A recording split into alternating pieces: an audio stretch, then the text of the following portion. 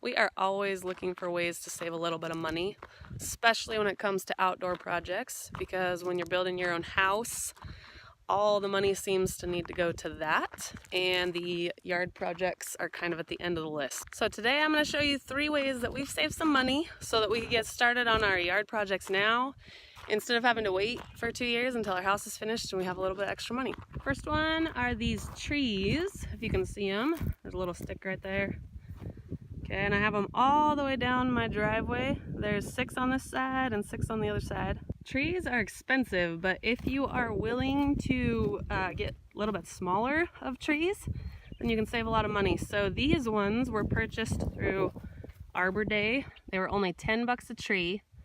They're sugar maples, and so I got all 12 of them for 120 bucks. Larger trees that you might buy at like a Lowe's or at a local nursery will run you anywhere from $30 to $200.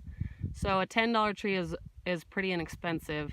They are obviously a little smaller, and so they'll take a little bit longer to get going, but these ones, if you can see down there, they're waking up. And my second item on the list is also right here. These little solar lights. Farmer and I love solar lights and we want them everywhere, but a package from Costco is pretty expensive.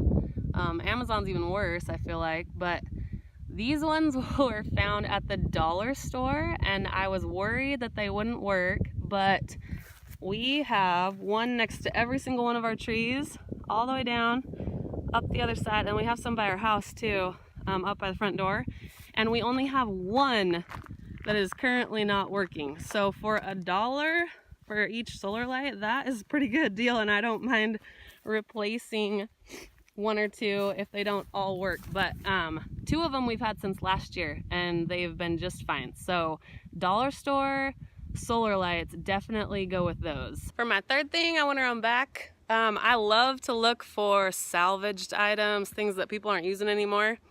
I have no problem going up to someone and asking them if they're using something, and if they're not, making a deal with them or whatever. And so this next thing I'm going to show you was from someone else that we just happened upon. I really love railroad ties. They can get pretty expensive, especially when you have 10 acres of space that you want to edge with railroad ties. So this is our edging for our grass. And it's nice because you can drive the lawnmower on it and mow right up over it. You don't have to weed eat around it. It's awesome. And then over here in my garden area, we have another edge all the way down.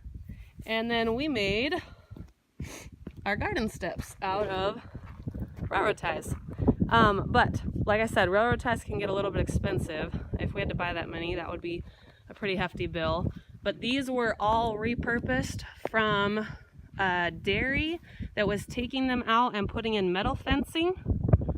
And so we were able to edge our lawn, make some steps, and we actually used it on another place too, for a wall. But anyways, they were free, we just had to go get them. That was it. But had we not asked for them, then we would have never been able to have them, right? But they were just getting rid of them. They were actually burning them and then burying what was left over, and so they literally just would have been gone, but we went and asked for them. So those are our 3 things.